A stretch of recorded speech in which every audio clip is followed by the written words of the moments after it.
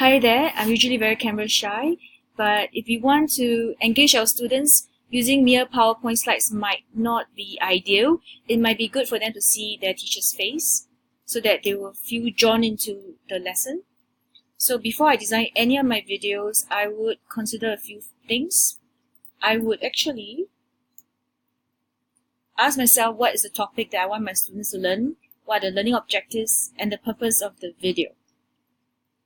I would also want to understand my learner's profile and needs. So in this case, for this video, I'm producing it for educators who are adults, and if I'm not wrong, their prior knowledge is either intermediate or advanced in the sense that they are comfortable using PowerPoint slides and other digital online platform devices, so that I will not need to scaffold the learning too much. I will have to ask myself when I'm designing this screencast whether I'm able to engage you, my audience, effectively and cognitively.